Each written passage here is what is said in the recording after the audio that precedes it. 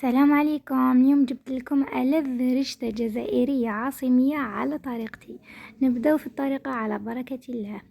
في طنجرة ولا في قدرة عندي مرصوة تاع الدجاج، عندي ثاني حبة بصل متوسطة الحجم سكرفشتها.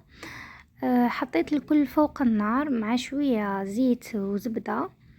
بالنسبة للتوابل درت راس الحانوت، درت شوية كركم، وبديت نقلي في الدجاج.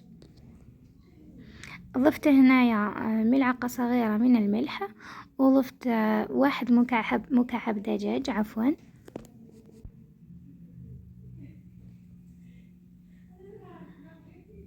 هنايا ضفت كمية من الحمص وخليت الكل يتقلى، وهنايا مرقوا حتى يتغطى لكم الدجاج.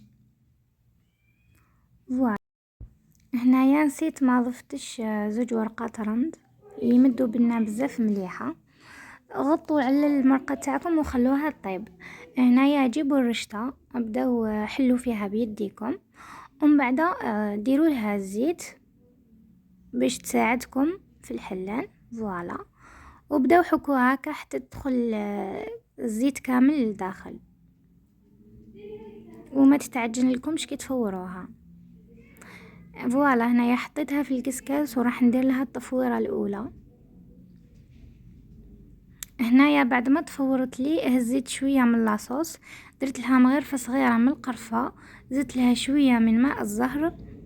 هذو هما المكونين الاساسيين السريين، يعني اللي خلوا الرشته تاعكم بنينه بنينه بنينه هايله. على بالي كي تجربوها راح تعجبكم بزاف. فوالا، خلطتها شويه وضفت لها الملح ثاني، نسيت ما صورتش. هنايا بديت نشرب في الرشته، خلطوها حتى تدخل كامل وخلوها تشرب هذيك المرقه. هنايا حليت لاصوص ودرت زوج حبات من القرعه وغطيت عليها.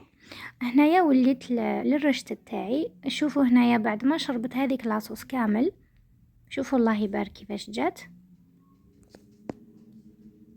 نزيد نحطها تتفور للمره الثانيه.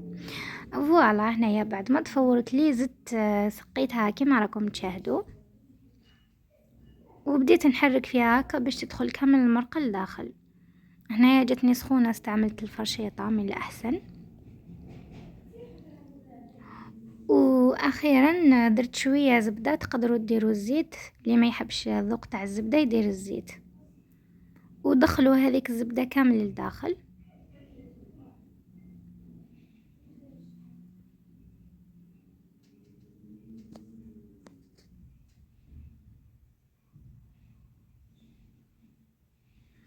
هنايا بعد ما وجدت لي الرشطه حطيتها داخل ريسيبيون هكا،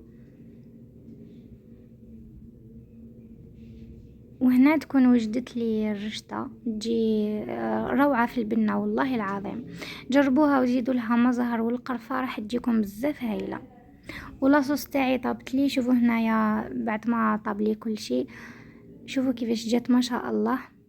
الدجاج محمر ولاصوص بزاف بنينه. ان شاء الله تعجبكم الطريقه تاعي، ان شاء الله تجربوها وتنال اعجابكم. اذا هنايا ما بقى لي غير نقول لكم تهلاو في رواحكم، نتلاقاو في وصفه اخرى. سلام.